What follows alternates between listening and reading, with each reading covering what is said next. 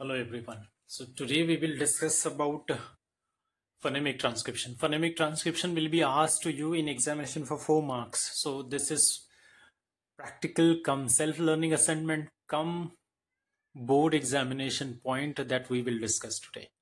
आपण यामध्ये बोर्ड एक्झामच्या पॉईंट ऑफ व्ह्यूने फोनेमिक ट्रान्स्क्रिप्शन हे 4 मार्कांसाठी तुम्हाला विचारलं जाणार आहे. तर या 4 मार्कांचं डिस्कशन करत असतानाच आपण प्रॅक्टिकल नंबर 2 आणि सेल्फ लर्निंग असाइनमेंट 2 या दोन्ही गोष्टी आपण याच्यामध्ये एकत्र केलेल्या आहेत. सेल्फ लर्निंग असेसमेंटसाठी प्रत्येकाने 100 पेज नोटबुक लावायचं आहे इंग्लिशसाठी, कम्युनिकेशन स्किल इन ब्रॅकेट इंग्लिशसाठी. आणि प्रॅक्टिकल जे आहे ते तुम्हाला जर्नल मिळणार आहेत आणि त्या जर्नलमध्ये तुम्हाला ते लिहायचं आहे. प्लस तुम्हाला ते परफॉर्मही करायचं आहे. You have to perform this practical number 2 after your self introduction and you have to write it in your journal as a practical. Similarly, the same thing you have to copy in your self-learning assessment, that is for 25 marks and your practical is for 25 marks. So in the examination, the final examination, these marks will be calculated and that's why it is very important for you. आणि हे सर्व करत असताना आपण बोर्डामध्ये आणि coming unit टेस्टमध्ये जे 4 मार्कांसाठी phonemic transcription विचारलं जाणार आहे ते पण कसं करायचं या गोष्टीचा आपण खुलासा करणार आहोत. So this is very important for all of you. पहिल्यांदा फोनेमिक ट्रान्स्क्रिप्शन म्हणजे काय याची डेफिनेशन तुम्हाला कोणी विचारणार नाही, परंतु आपल्याला ते माहिती असणं गरजेचं आहे. Nobody will ask you the definition of this phonemic transcription, but we should know what exactly we are doing in this practical. So phonemic transcription is a way of writing words the way they sound, not the way they are spelled. For example, the word phone is spelled with ph, but in phonemic transcription we just write the sound as f, o, n. It's like a secret code that shows exactly how to say a word. Phonemic transcription म्हणजे काय, एखादा इंग्रजीचा शब्द कशा प्रकारे उच्चारला जातो त्याचे symbols एकत्र लिहिणे आणि त्याच्यामध्ये प्रायमरी स्ट्रेस आणि सेकंडरी स्ट्रेस लिहिणे. जसं की फोनचं स्पेलिंग PHONE आहे, परंतु त्याचं जर प्रोनाउन्सिएशन बघितलं म्हणजेच फोनेमिक ट्रान्स्क्रिप्शन बघितलं तर ते फ, औ, न असं आहे. सो आपल्याला यावरनं एक्झॅक्टली कळालं असेल की फोनेमिक ट्रान्स्क्रिप्शन म्हणजे काय, ज्या प्रकारे उच्चार केला जातो ऑथेंटिक, योग्य, सुटेबल, आपल्या मनासारखा नाही.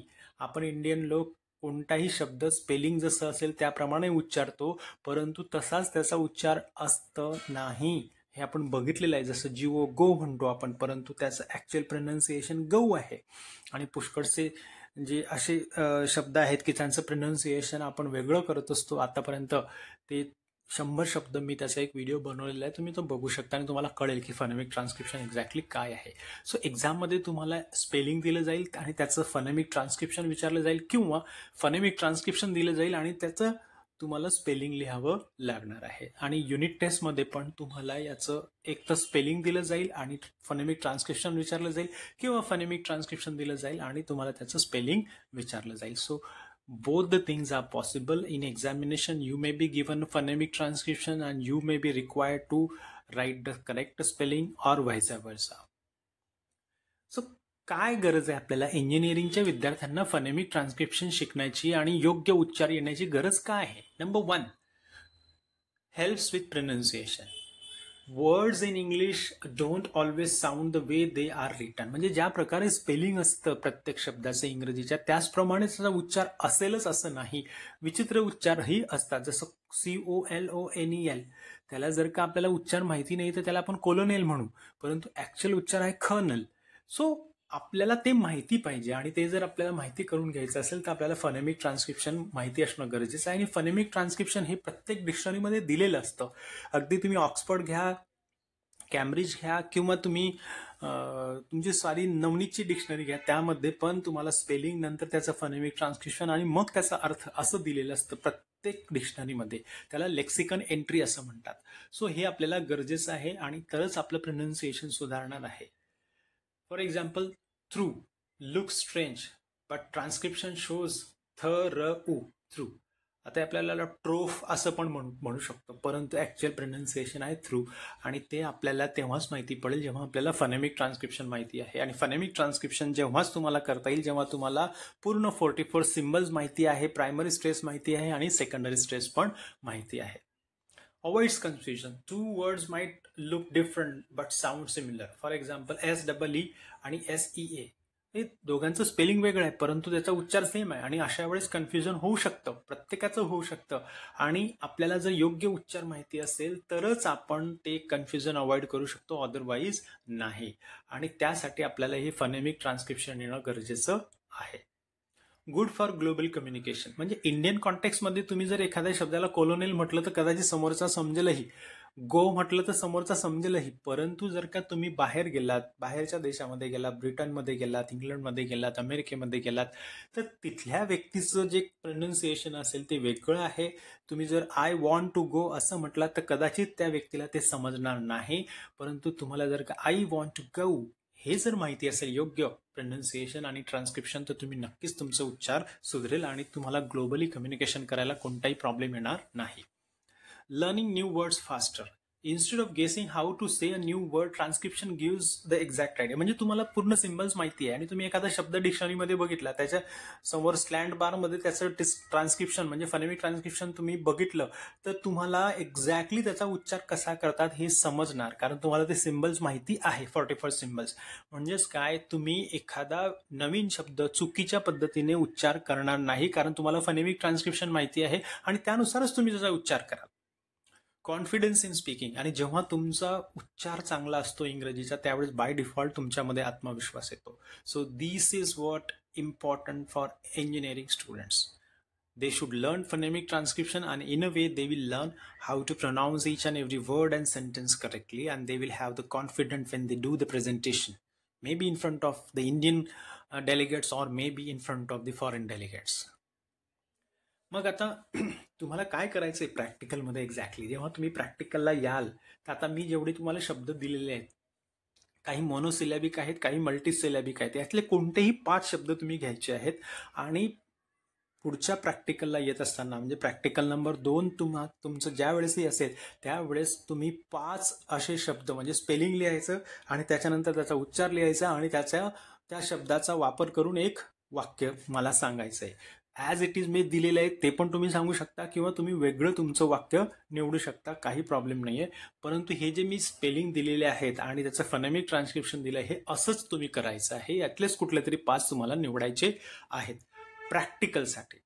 बट फॉर SLA तुम्हाला हे सर्वचं सर्व ॲज इट इज कॉपी करायचं आहे, इन्क्लुडिंग एक्झाम्पल्स, फनेमिक ट्रान्स्क्रिप्शन आणि वर्ड SLA मध्ये. आणि तुमच्या प्रॅक्टिकलच्या जर्नलच्या बुकमध्ये ते कसं लिहायचं ते पण मी तुम्हाला सांगणार आहे, की तुमचं जिथे जर्नलमध्ये दिलेला आहे हा टॉपिक फनेमिक ट्रान्स्क्रिप्शन, त्याच प्रॅक्टिकलमध्ये हे जर्नलमध्ये तुम्हाला कॉपी करायचं आहे.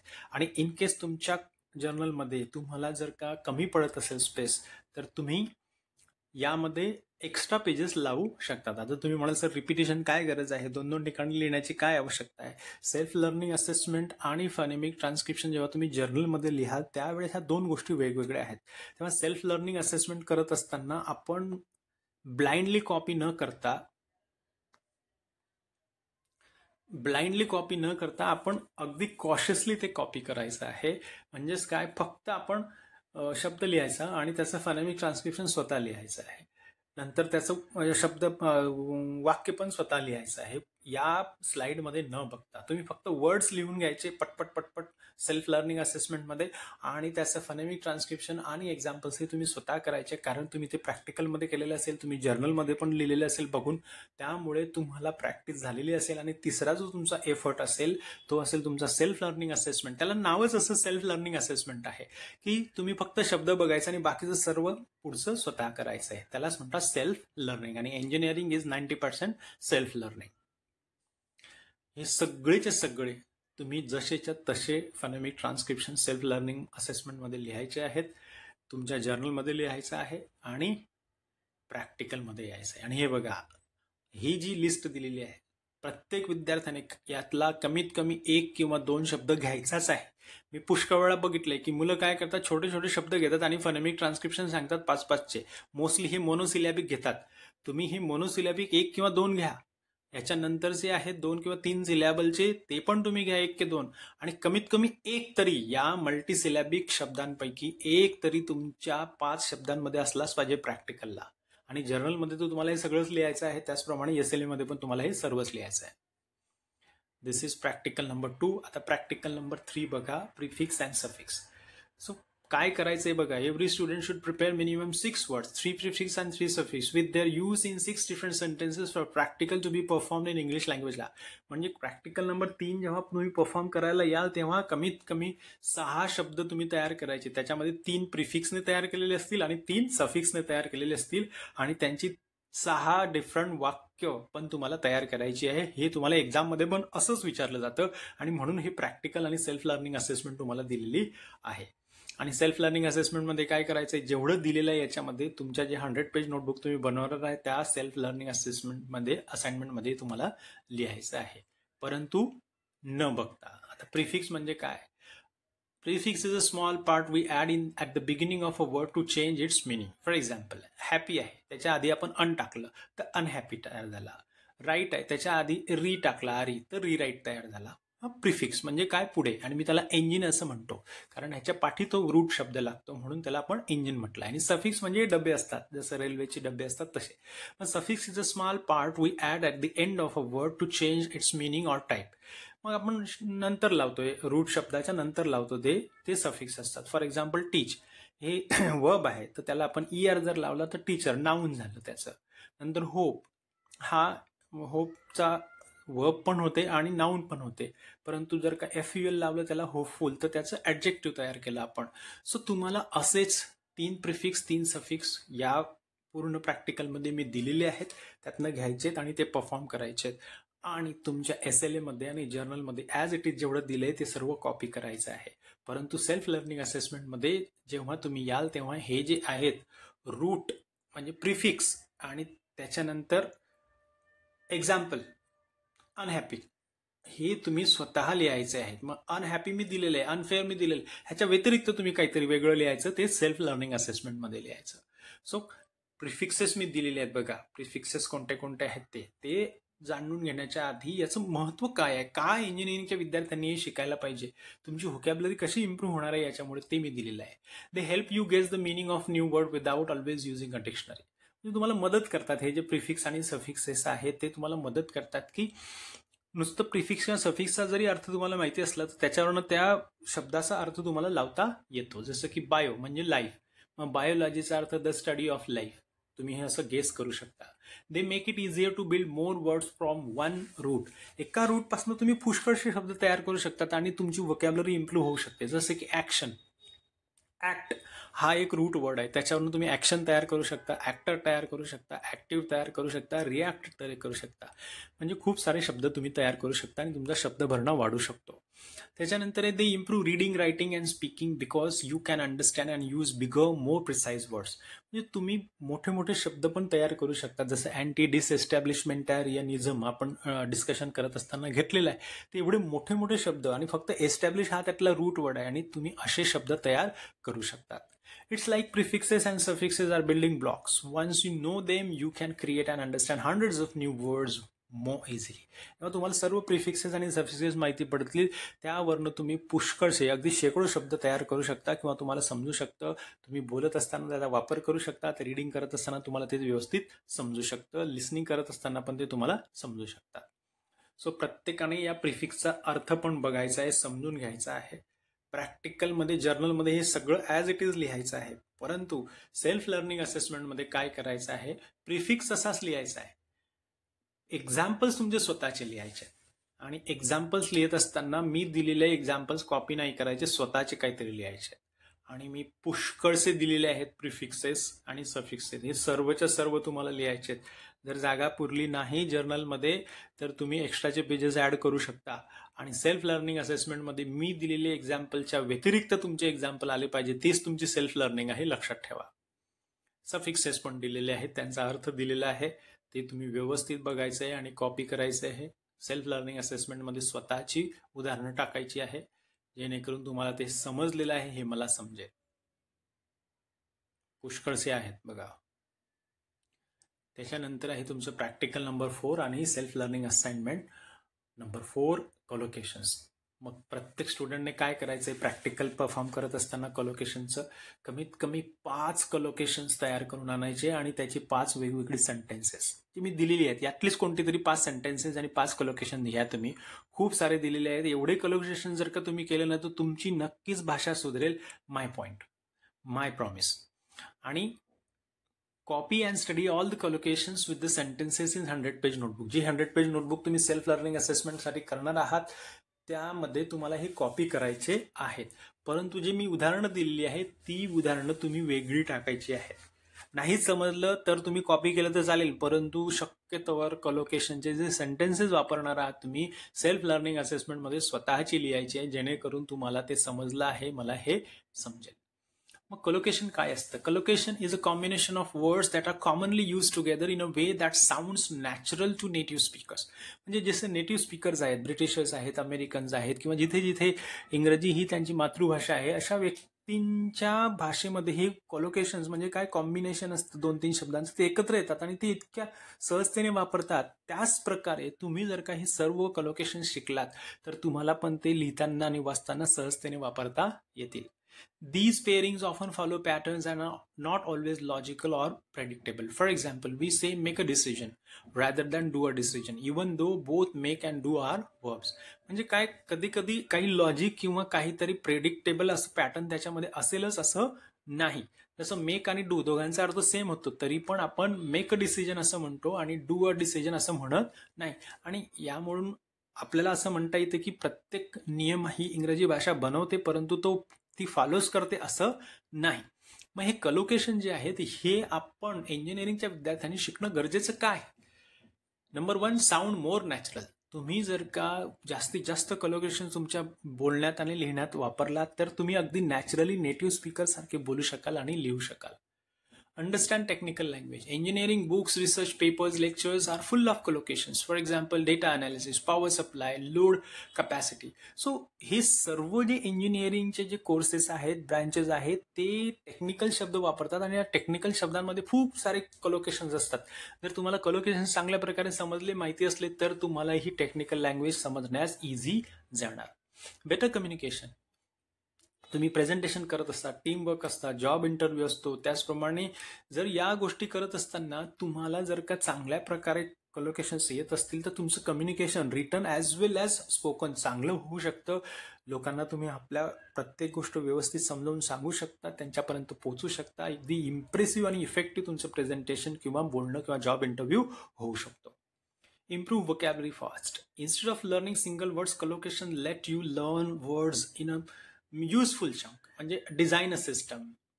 हे आपण जर एकत्र शिकलो तर आपण जास्तीचे शब्द म्हणजे 3 शब्द ॲट अ टाइम शिकलो, इन्स्टेड ऑफ डिझाईन आणि सिस्टम असं आपण एकत्र किंवा आयसोलेशन मध्ये शिकण्यापेक्षा. In short, for engineering students collocations are like readymade word combination that make your English clear, accurate and more professional. तुम्ही जर का चांगल्या प्रकारे हे पूर्ण कलोकेशन्स अभ्यासले आणि त्याचा वापर केला तर तुमची जी भाषा आहे इंग्रजी भाषा ती अधिक स्पष्ट होणार, अधिक ॲक्युरेट म्हणजे करेक्ट होणार आणि अधिकाधिक तुम्ही प्रोफेशनली प्रेझेंटेशन करू शकाल. मग कलोकेशन्स कसे असतात हे कोणी विचारणार नाही मला, पण तुम्हाला माहिती असणं गरजेचं आहे. Verb plus noun. जसं make a mistake, verb make आहे वर्ब आणि मिस्टेक आहे नाउन. मेक अ मिस्टेक मग तुम्ही वापरायचं की I never make a mistake when I speak, असं तुम्ही असं वाक्य तयार करू शकता. Adjective plus noun.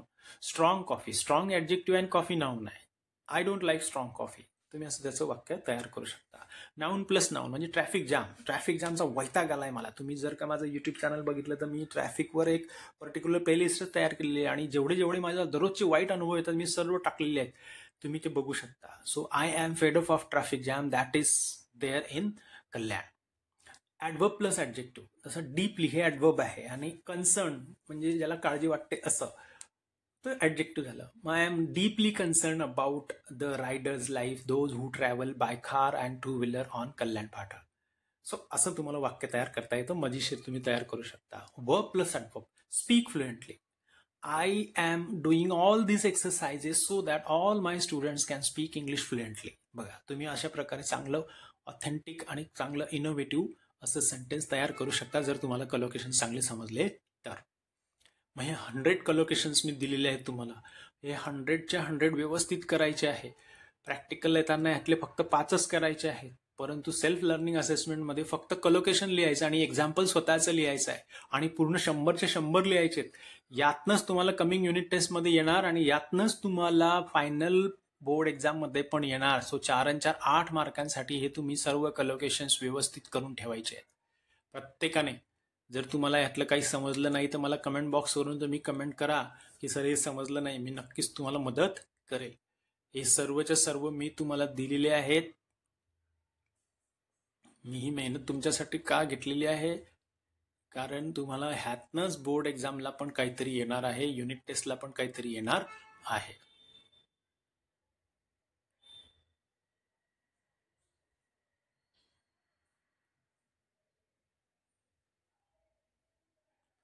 त्यानंतर आहे प्रॅक्टिकल नंबर 5 आणि self learning assessment number 5, paragraph writing. Every student should prepare minimum 1 paragraph. तुम्हाला 3 पॅराग्राफ दिलेले आहेत आणि त्यातला एक पॅराग्राफ तुम्ही तयारी करून यायचं आणि ओरली बोलायचं तुमच्या प्रॅक्टिकलमध्ये. हे तुमचं प्रॅक्टिकल नंबर 5 आहे.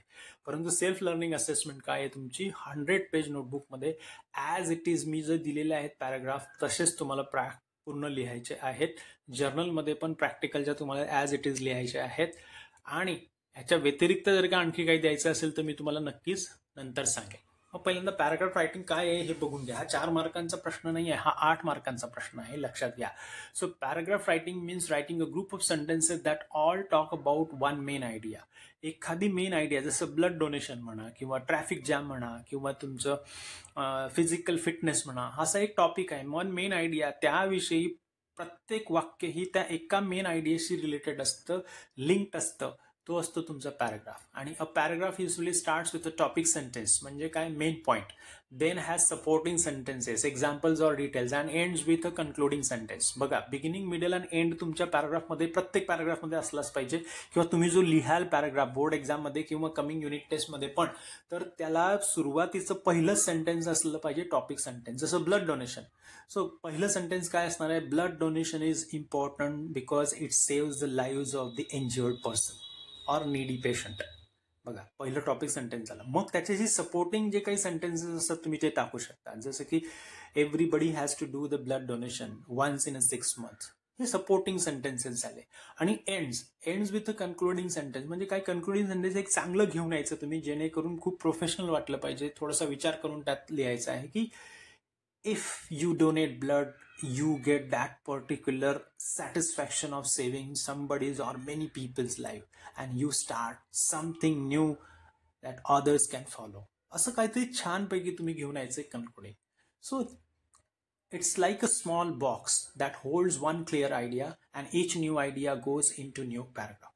म्हणजे नवीन काहीतरी आलं, ब्लड डोनेशन मध्येच वेगळं काहीतरी आलं तर तुम्ही नवीन पॅराग्राफ तयार करू शकता. एक आयडिया, एक पॅराग्राफ, आणि all sentences are linked to one that particular idea. हे सूत्र तुम्ही लक्षात ठेवायचं आहे. मग काय गरज आहे इंजिनिअरिंगच्या पोरांनी हे पॅराग्राफ रायटिंग शिकण्याची? Number 1, clear communication. Engineers often need to explain ideas, projects, or research. Paragraph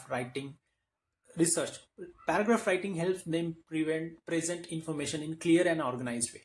जर तुम्हाला पॅराग्राफ चांगल्या प्रकारे लिहिता येत असेल आत्ताच तुम्ही त्याची व्यवस्थित प्रॅक्टिस केली, तर पुढे चालून भविष्यामध्ये जेव्हा तुम्ही इंजिनियर व्हाल किंवा कुठेतरी जॉब कराल किंवा तुमचा स्वतःचा बिझनेस असेल, तेव्हा एखादी कॉन्सेप्ट तुम्ही व्यवस्थित एक्सप्लेन करू शकता.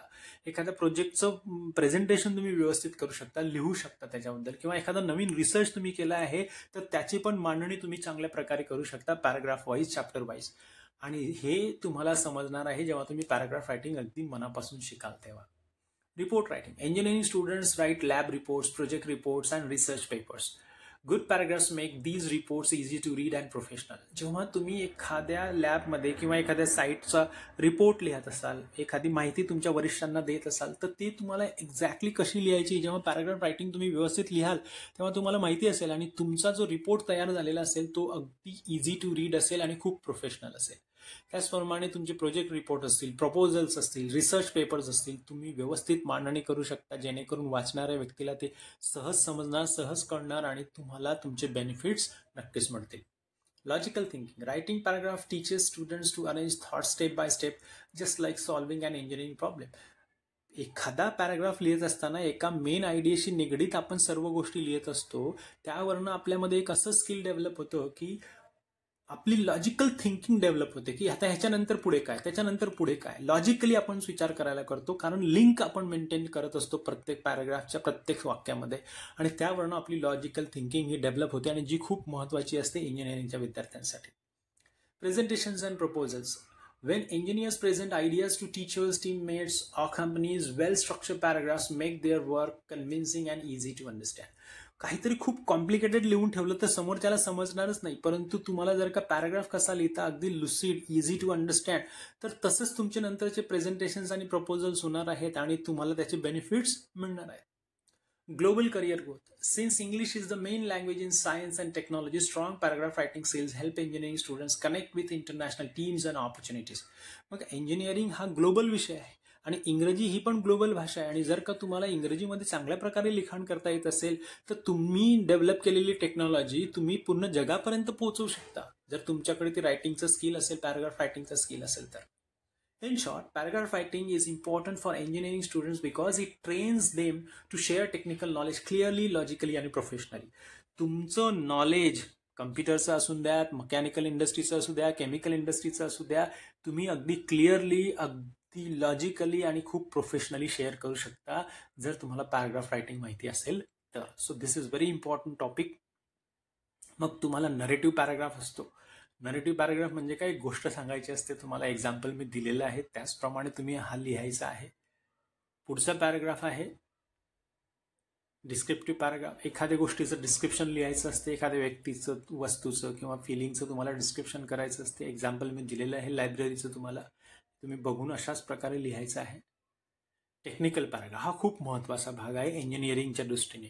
Technical paragraph is a paragraph that explains or describe something scientific, engineering related or technology based in a clear, factual and simple way. बघा, क्लिअर आणि फॅक्च्युअल. फॅक्च्युअल म्हणजे काय, ॲज इट इज, काही त्याच्यामध्ये इमॅजिनेशनला स्कोप नसतो आणि अगदी साध्या भाषेत लिहायचं आहे की अगदी वर्करला पण समजेल अशा प्रकारे. तुम्ही मोठमोठे शब्द वापरलेत आणि त्या वर्करला समजलं नाही, एखादी मशीन ऑपरेट कशी करतात ते, तर तो ती मशीन खराब करेल आणि काही करोडचं नुकसान होऊ शकतं. त्यामुळे टेक्निकल पॅराग्राफ लिहिताना, आणि हा सर्वात महत्त्वाचा पॅराग्राफ आहे तुमच्यासाठी, प्रत्येक परीक्षेमध्ये हा असतो म्हणजे असतोच, तेव्हा टेक्निकल पॅराग्राफ व्यवस्थित लिहायचा आहे. एक्झाम्पल मी टेक्निकल पॅराग्राफचं दिलं आहे सोलर पॅनलचं. तर सोलर पॅनलविषयी जो टेक्निकल पॅराग्राफ मी लिहिला आहे तुम्ही ॲज इट इज लिहायचा आहे. एक्स्ट्राचे आणखी काही टॉपिक्स असतील तर मी तुम्हाला नक्की शेअर करेल. आता खूप महत्त्वाचं प्रॅक्टिकल आहे डायलॉग रायटिंग, प्रॅक्टिकल नंबर 6, आणि सेल्फ लर्निंग असेसमेंट आहे तुमची डायलॉग रायटिंगची. मग तुम्ही डायलॉग रायटिंग प्रॅक्टिकलला येत असताना तुम्ही कसं तयार करायचं आहे की यात दिलेला एक कोणताही डायलॉग तुम्ही घ्यायचा आहे आणि 2 विद्यार्थ्यांनी तो व्यवस्थित तयार करून आणायचा आहे. एकाने एक रोल परफॉर्म करायचा आणि दुसऱ्याने दुसरा. हे थोडंसं कठीण आहे, परंतु तुम्ही आपली पेअर स्वतः ठरवू शकता. आपला जो क्लासमेट आहे, तुमचा बॅचमेट आहे, तो तुम्ही स्वतः ठरवू शकता आणि तुम्ही तयारी करून येऊ शकता. आणि हे सर्व प्रॅक्टिकल्स तुम्ही घरीच तयार करून यायचं आहे. ज्यावेळेस प्रॅक्टिकलला याल तर 2 तासामध्ये तुमचा फक्त परफॉर्मन्स मला बघायचा आहे. तुम्ही तिथे बसून तयारी करायची नाहीये, लक्षात ठेवा. आणि सेल्फ लर्निंग असेसमेंटमध्ये तुम्हाला हे as it is dialogue copy करायचे आहेत आणि लिहायचे आहेत. जर्नलमध्ये पण तुम्हाला ॲज इट इज लिहायचे आहे. पहिल्यांदा डायलॉग काय असतो, हे कन्व्हर्सेशन असतं 2 किंवा त्याच्यापेक्षा जास्त लोकांचं. आणि याचं गरज काय आहे तुम्हाला, इंजिनिअरिंगच्या विद्यार्थ्यांनी डायलॉग रायटिंग शिकण्याची गरज काय आहे? Number 1, better communication skills. Engineers often work in teams. तुम्हाला प्रत्येकाला टीममध्येच काम करायचं आहे. Writing and practising dialogues helps them learn how to express ideas clearly. मग मीटिंग असून दे, तुम्ही कामाच्या ठिकाणी बोलत असाल, तुम्ही कॅफेटेरियामध्ये बोलत असाल, तर तुम्हाला बोलावंच लागणार आहे आणि ते तुम्हाला खूप क्लिअरली बोलावं लागणार आहे, खूप कमी शब्दामध्ये बोलावं लागणार आहे. म्हणून तुमचं कम्युनिकेशन सुधारतं जर तुम्ही रायटिंग स्किल, जर का तुम्ही डायलॉग रायटिंग व्यवस्थित केलं तर. Interview preparation. इंटरव्ह्यू काय असतं, एक कन्व्हर्सेशनच असतं. एक जण प्रश्न विचारतो, दुसरा जण उत्तर देतो. आणि जर तुम्हाला डायलॉग रायटिंग चांगलं येत असेल तर दोघांचे प्रश्न आणि दोघांचे उत्तर तुम्ही लिहू शकता. So many job interviews are like dialogue, question and answers. Knowing how to write and practise dialogue help students prepare well. तुम्हाला तयारी करण्यासाठी मदत होते. Presentations and group discussions. Engineering students need to explain projects or solve problems in discussion. मग जेव्हा business meeting होते, conference होते, तुमचं डिस्कशन होते, एखादा प्रॉब्लेम येतो तुम्हाला, त्यावेळेस तुम्हाला डिस्कशन किंवा बोलावं लागतं. त्याला काय असतात, ते डायलॉगच असतात. आणि जर का तुम्ही आता डायलॉग व्यवस्थित लिहिले, व्यवस्थित समजून घेतले, तर तुम्हाला तो कॉन्फिडन्स येणार. Real life application. Engineers talk with clients. बघा, तुमचे क्लायंट्स असतात, त्यांच्याशी बोलता तुम्ही, मॅनेजरशी बोलता, तुमच्या कलिगशी बोलतात, इंटरनॅशनल पार्टनर्स असतात, डेलिगेट्स असतात, त्यांच्यासोबतही तुम्हाला डायलॉग करावा लागणार आहे. आणि आत्ताच जर का तुम्ही व्यवस्थित डायलॉग रायटिंग आणि डायलॉग डेलिव्हरी शिकलात तर ते तुम्हाला नक्कीच पुढे चालून भविष्यात तुम्हाला त्याची मदत होणार आहे. तुम्ही व्यवस्थित पोलाईट, प्रोफेशनल आणि इफेक्टिव्हली कन्व्हर्सेशन करू शकाल जर तुम्ही आता डायलॉग रायटिंग व्यवस्थित शिकलात तर. In short, dialogue writing trains engineering students to express technical ideas in a clear and natural way which is very useful in studies, teamwork and job. तुमच्या सर्व आयडियाज अगदी चांगल्या प्रकारे, उत्तम प्रकारे, स्पष्टपणे तुम्ही व्यवस्थित शेअर करू शकता, समजून घेऊ शकता जर तुम्हाला डायलॉग रायटिंग व्यवस्थित आलं तर. मग हा सॅम्पल डायलॉग मी दिलेला आहे बघा. राहुल आणि अंजली, एकाने राहुलचा रोल घ्यायचा, एकाने अंजलीचा रोल घ्यायचा. अंजलीच्या ऐवजी दोघांनी मुलं घेतलं, दोघंही मुलं असली तर तुम्ही स्वतःचं नाव घेतलं तरी चालेल. अंजलीच घेतलं पाहिजे किंवा राहुलच घेतलं पाहिजे असं काही नाही. हा बघा dialogue. Develop a dialogue between two students about importance of English speaking and writing for engineering students. बघा ह्याच्यामध्ये 2-3 गोष्टी मी एकत्र टाकलेल्या आहेत. तुम्हाला त्या टिप्स पण मिळालेल्या आहेत की स्पीकिंग आणि रायटिंग कसं सुधारवायचं इंग्रजी. त्याचप्रकारे तुम्हाला डायलॉगही मिळालेला आहे. तर हा डायलॉग तुम्ही तयार करून या. ॲज इट इज लिहा. Develop a dialogue between an English teacher and a student about how to improve English vocabulary. हा पण बघा ह्याच्यामध्ये तुम्हाला इम्प्रूव्हमेंट ऑफ वोकॅबलरीच्या पण मी टिप्स दिलेल्या आहेत. त्याचप्रमाणे डायलॉगही झालेला आहे. हा व्यवस्थित तयार करायचा आहे तुम्ही. Develop a dialogue between two persons who are talking about the Mumbai local trains journey. बघा हा तुमच्याशी रिलेटेड आहे. हा पण तुम्ही घेऊ शकता, व्यवस्थित तयार करून आणू शकता. किंवा write a dialogue between a mother and a daughter who are talking about importance of being physically आणि मेंटली फिट. प्रत्येक इंजिनियरने मेंटली आणि फिजिकली फिट असलंच पाहिजे आणि म्हणून हा डेलिबरेटली मी तुम्हाला डायलॉग दिलेला आहे. इथे डॉटर मदरच्या ऐवजी तुम्ही फादर सन असा पण करू शकता, काही प्रॉब्लेम नाहीये. हा पण तुम्ही तयार करून येऊ शकता. लक्षात ठेवा, प्रॅक्टिकलला येत असताना एकच डायलॉग तयार करायचा आहे दोघांनी आणि तो परफॉर्म करायचा आहे. परंतु प्रॅक्टिकल जर्नलमध्ये आणि SLA मध्ये हे ॲज इट इज सर्वच्या सर्व तुम्हाला लिहायचं आहे. तुमची जास्त लिहिण्याची प्रॅक्टिस होणार आहे कारण 3 तासाचा पेपर तुम्हाला लिहायचा आहे. दोन्ही गोष्टी झाल्या पाहिजे म्हणून हे सर्व तुम्ही व्यवस्थित करायचं आहे. ज्या मी गोष्टी आणि टिप्स या